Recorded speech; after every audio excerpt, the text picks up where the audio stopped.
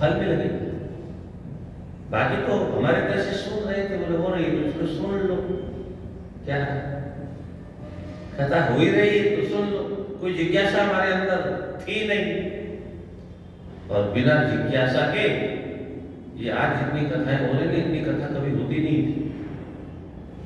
और इतनी कथाओं का असर उतना भी नहीं, जो कभी कभी कथा होती थी उनका असर होता। क्या वक्ता बहुत कम थे पर धर्म बहुत था हमारे देश में। आज वक्ता बहुत है पर धर्म कहीं दिखाई देता नहीं। बहुत से वक्ता तो ऐसे ही जो स्वयं धर्म के नाम पर अधर्म, जो व्यास गद्दी पर बैठेगा, जिनको अधिकार नहीं, वो भी व्यास गद्दी पर शोभा प्राप्त कर रहे हैं। जब शास्त्रों की बात ही हम नहीं मानेंगे तो उसका परिणाम क्या होगा, फल क्या मिलेगा, किसको फल मिलेगा? और वक्ता को कैसा फल मिलेगा वो ऊपर वाला बताएगा। पर डर किसी को नहीं है। क्या भगवान से कोई डरता होता नहीं? कम से कम अगर कोई भगवान से डरता होता तो कम से कम व्यास गद्दी पर अनधिकारी लोग कभी प्रवेश नहीं करते। आज जो हमारे इस समाज की जो बदनामियां होती है ना, कभी कभी बोले फलाना जेल चला गया, फलाना जेल चला गया, ये ऐसे थोड़ी चले गए। ये अनधिकारी लोग थे, इनको अधिकार नहीं था व्यास गद्दी पर बैठने का। और इन्होंने देखा कि हिंदुओं की माताएं तो बहुत आधे दर्जे की बेवकूफ, इनको तो अच्छी तरह से बेवकूफ बनाया जा सकता है। केवल धन ही नहीं, इनका तो तन मन धन सब लूटा जा सकता है। मैं थोड़ा ज्यादा कड़वा बोल रहा हूं। उन्होंने काउंटर बनाया और उस काउंटर में सबको फंसाया, बड़ा नाम कमाया, पर अंत हमेशा बुरा होता है। बुरे काम का बुरा नतीजा न मानो तो कर देखो। जिन्होंने करा देखा, और ऊपर वाले ने, लोग समझते ऊपर वाला अंधा है। अरे उसके अनंत नेत्र हैं, अनंत हाथ है, अनंत चरण है, अनंत कान है, सब कुछ अनंत अनंत अनंत है उसके। केवल हरि अनंत हरि कथा ही अनंता नहीं है, उसका सब कुछ अनंत है। वो तय खाने में भी देखता है। क्या पर लोग सोचते हैं हम तो तय खाने में, यहाँ कौन देखता है? अरे दुनिया वाले देखे न देखे, वो देखता है। पर लोग उसका अस्तित्व मानते नहीं। और जब दुर्दशा हो जाती है तब रोते हैं। बदनाम व्यासपीठ होता है, बदनाम सारा संत साधु समाज होता है, बदनाम सारा कथा वाचक मंडल होता है। कानून गलत है हमारे देश, सबको सब अधिकार, कोई कुछ भी करे, कोई रोक टोक नहीं। जिसको जो मर्जी, बहन बेटी को जो मर्जी वो करे, उसको जो मर्जी वो करे, राजी राजी करे, जो कुछ करे सो करे, कोई फर्क नहीं पड़ता। और हिंदू तो सोया होगा, उसको कोई मतलब नहीं कल क्या होगा। आज अच्छा गुजर रहा है ना, कल से क्या मतलब? अगर यही हमारे पूर्वजों ने सोचा होता तो आज देश में सब बौद्ध होते, हिंदू तो एक होता ही नहीं। क्योंकि बौद्धों का पूरे देश में अधिकार हो गया, मूर्ति पूजा बंद हो गई, यज्ञ आराधित बंद हो गए, स्वाहा स्वधा सब बंद हो गए थे, कब्जे और हब्बे सब बंद हो गए। अकेले शंकराचार्य भगवान ने पूरे देश में से बौद्धों को खदेड़ के भगा। कितनी उम्र में? मात्र 32 वर्ष की कुल आयु थी उनकी। 8 वर्ष से प्रारंभ किया, 24 वर्ष में सारी भारतवर्ष की सफाई कर, साथ में झाड़ू बना, खरीद करके इनको समुद्र के उस पार फेंक दिया बौद्धों को। ये तो स्वतंत्र भारत में लोगों ने फिर बुला करके तमाम प्रपंच, अब कहीं दिल्ली में 10,000 बौद्ध बन रहे हैं तो कहीं और बन रहे हैं, और कुछ लोग तो वो बन रहे हैं जो बाहर से आए हैं घुसपैठी, क्योंकि रहने का अधिकार तो मिल ही जाएगा बौद्ध बनने का। हमको तो ये कब्जा ही करना और करना क्या है, इनका तो प्रोपेगेंडा है।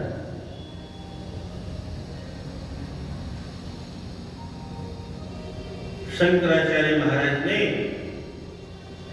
जब जाने लगे तो विचार किया, अच्छा उस समय कोई जहाज नहीं था, तो हेलीकॉप्टर नहीं था उनके पास में, पैदल चल करके पूरे देश में खाक छाने वाले। बद्रीनाथ जी का मंदिर लुप्त हो गया था, उसकी स्थापना की, जहां जहां सारे मंदिरों की पुनः स्थापना की उन्होंने। उनको लोग निरंकारी मानते हैं, निराकारी मानते हैं, साकार मूर्तियों की पूजा प्रारंभ की उन्होंने।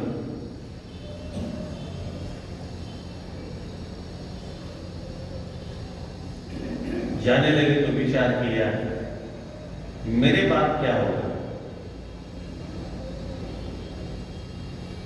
दोबारा कहीं बौद्धों ने आक्रमण कर दिया, दोबारा किसी विधर्मियों ने भारतवर्ष में कब्जा कर लिया तो क्या होगा। तब उन्होंने चारों दिशाओं में 4 पहरेदार बताए, जिनको हम शंकराचार्य कहते हैं। ये पहरा लगाने के लिए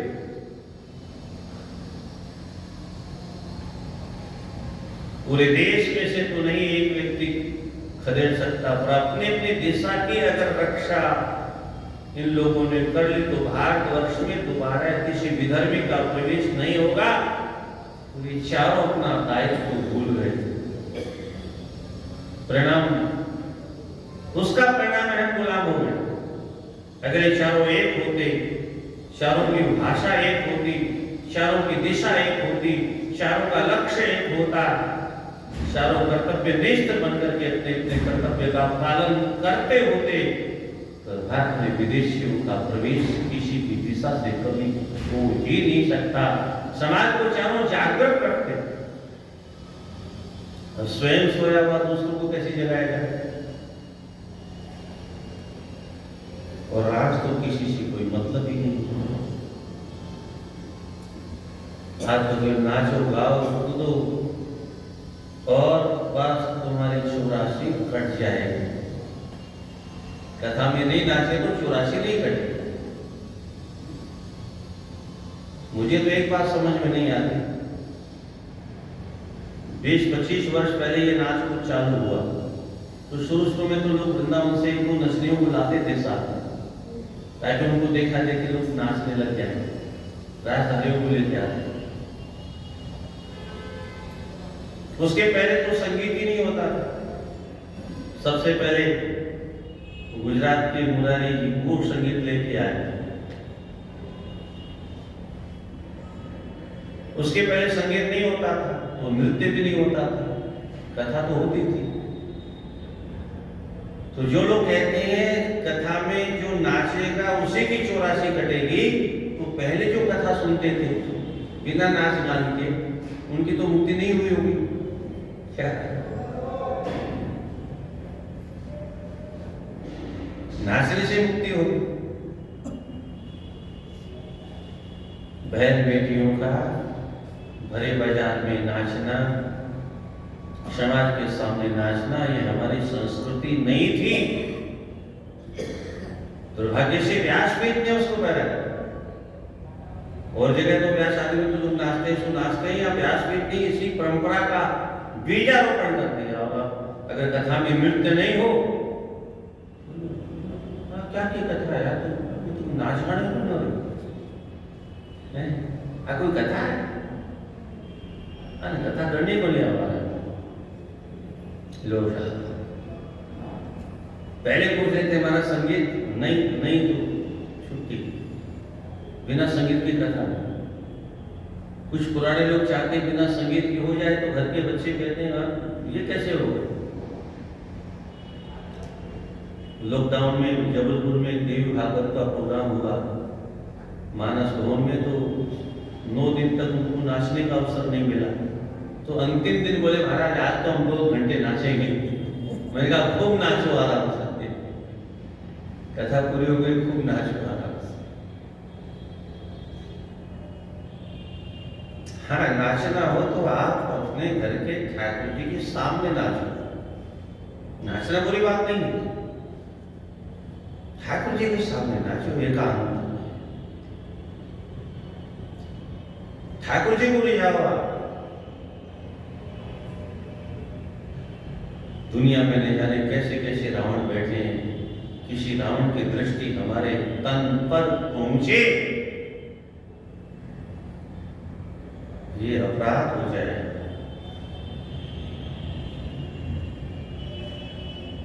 भगवान कहते मैया योगा आध्यात्मिक है, तुम सामतो दिशा में आध्यात्मिक योग का आश्रय लेने से ही जीवन में कल्याण संभव है, निश्रेष संभव है। मैं अपना सिद्धांत कहता हूं, श्रेयस प्रेयस मनुष्य मेता तौषम परित्य विवृत्ति धीरः। वेद भगवान में इसी बात को कहते हैं। 2 मार्ग हैं। श्रेय माने जो हमें अच्छा लगता है, हमारे मन को अच्छा लगता है। जैसे ध्रुव की 2 माताएं थी, एक सुरुचि और एक सुनीति। ये सुरुचि मार्ग पर चलने वाले लोग हैं, प्रेम मार्ग पर चलने वाले, और सुनीति के मार्ग पर चलने वाले, श्रेय मार्ग पर चलने वाले। जो जीवन का कल्याण करने वाला मार्ग है वह श्रेयस का मार्ग है, अपने को प्रिय लगने वाला मार्ग तो हमें रसातल में पहुंचाने वाला है, 84 लाख योनियों में भटकाने वाला है। इसलिए हमें जो अच्छा लगता है हम वही करेंगे। ये सुरुचि का सिद्धांत है। सुनीति का सिद्धांत क्या है? जो सु माने सुंदर है, नीति सुंदर नीति क्या है? जो शास्त्र कहता है वही सुनीति। और सुनीति का बालक ध्रुव अटल अचल जो ध्रुवलोक को प्राप्त करता है। और नाम तो है सुरुचि के बेटे का उत्तम और कर्म अधम है, इसलिए उसकी युद्ध में मृत्यु हो जाती है। और माँ की भी उसी क्रम में दुर्गति हो जाती, जनरल जाके वो भी मर जाती बेटा बेटा करते करते। तो अत्यंतो वर्तयत्र दुःखस्य च सुखस्य च। ये योग क्या है? आध्यात्मिक योग क्या है? ये सांख्य योग क्या है? इसको और जरा गंभीरता से आप थोड़ा पकड़ने का प्रयास करें। तो कल संकेत किया था, आप सब जानते हैं, संख्या का नाम सांख्य योग है। कितने तत्वों से ये कितनी संख्या के तत्वों से सृष्टि का निर्माण हुआ? 24 तत्व हैं। 5 महाभूत, 5 तन्मात्राएं, शब्द स्पर्श रूप रस गंध, 5 ज्ञानेंद्रियां, 5 कर्मेंद्रियां, मन बुद्धि चित्त और अहंकार, अंतःकरण चतुष्टय, 24 तत्व हो गए। 25वां तत्व जीवात्मा, 26वां तत्व परमात्मा। अब बहुत ध्यान से पकड़ना, बात तो थोड़ी सी गंभीर है पर बहुत सरल है। ये सारे अनंत अनंत ब्रह्मांडों में क्या है? पंचभूत है और कुछ नहीं। शरीर में क्या है? पंचभूत है। इसमें आकाश है, अग्नि है, जल है, वायु है, 5 ज्ञानेंद्रियां, 5 कर्मेंद्रियां हैं। इसमें मैं क्या हूं? मेरा क्या है? मैं स्त्री हूं, मैं पुरुष हूं। और इसलिए कभी कभी लोग कहते हैं महाराज आपके भागवत में और अन्यत्र सुखदेव जी ने कहीं कहीं स्त्रियों का बहुत अच्छा वर्णन किया। तो सुखदेव जी भी स्त्रियों का इतना अच्छा वर्णन करते थे। मैं कहता हूं तुम्हारी नजर में वो स्त्री होगी। सुखदेव जी तो स्त्री पुरुष किसे कहते हैं उनको तो ज्ञान ही नहीं था। हमारे ऋषि महर्षि इन भूतों का वर्णन करते हैं। क्या? ये सारा शरीर पंचभूतों से बना हुआ है। आठवास पुतले में जो भी कुछ आकाश है, अग्नि है, जल है, वायु है, पृथ्वी है, इनका संघात है। अब जो विषय वासनाओं का कीड़ा है उसको कुछ दिखाई देता है, और जो उच्च कोटि के महापुरुष हैं वो तो इस पंचभूत के ढांचे को देखते हैं और ढांचे का वर्णन करते हैं। अंग प्रत्यंगों का वर्णन करते समय भी उनको केवल पंचभूतों का संघात ही, 25 तत्वों का संघात ही दिखाई देता है, उसी का वर्णन करते हैं। कोई स्त्री और पुरुष का वर्णन नहीं करते। हमारी दृष्टि में कोई स्त्री है, कोई पुरुष है, क्योंकि हमारी दृष्टि इस हाड़मास के पुतले में मैं और मेरेपन का अनुभव करती। पर आज भी जो योगी है, युजद योगे, योगी का मतलब जो जुड़ चुके हैं परमात्मा से,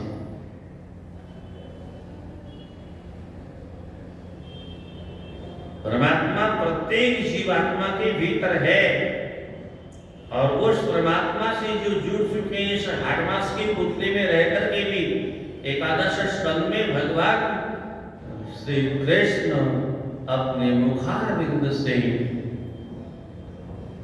उद्धव जैसे अति उत्कृष्ट श्रोता से कहते हैं, ऐसा मनीषिणाम,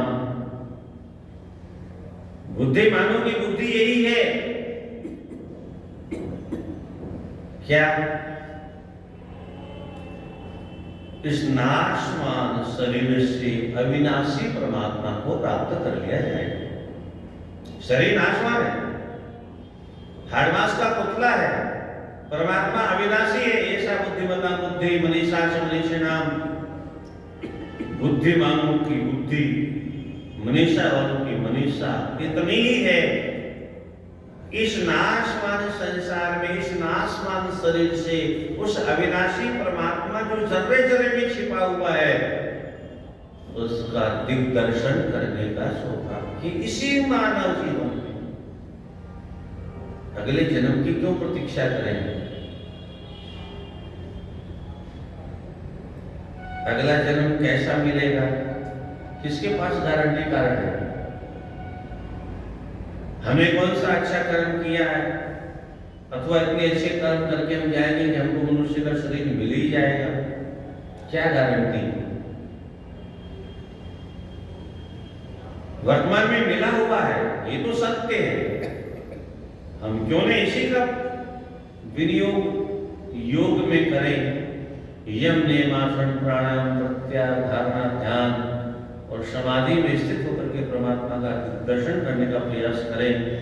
इसलिए जीव का कल्याण केवल योग के द्वारा संभव है। और जब जीव इन सारे प्राकृतिक पदार्थों को, आकाश, अग्नि, जल, वायु, 5 ज्ञानेंद्रियां, 5 कर्मेंद्रियां के तात्विक रहस्यों को समझ लेता है, तब वह शरीर से ऊपर उठ जाता है। और शरीर से ऊपर उठ जाता तो शरीर के धर्मों से भी ऊपर उठ जाता है, शारीरिक धर्मों से भी ऊपर उठ जाता है। और तब उसे सुख दुखे समीकृत्वा तथा मानात्मानयोः सब समान हो जाता है। और सब समान का नाम ही तो योग है। समत्वम योगम उच्यते। समत्वम, समदृष्टि हो जाए, यही तो योग है। और क्या योग है? ऐसी अवस्था में केवल वह पंचभूत देखता है, चाहे स्त्री का शरीर है, चाहे गाय का शरीर है, चाहे भैंस का शरीर है, चाहे कुत्ते बिल्ली का शरीर है, किसी का भी शरीर है, उसमें वो केवल 26 तत्वों का दर्शन करता है। और उन तत्वों के भीतर एकमात्र जो परमात्मा है, बस वही उसका उद्देश्य है। बाकी यहां कहीं फंसना नहीं। अज्ञान था तो फंस गए, किंचित ज्ञान हो जाए तो शरीर से ऊपर उठने का अभ्यास करना चाहिए। मैं ये शरीर नहीं हूं, और ये सत्य है। हम ये नहीं हैं।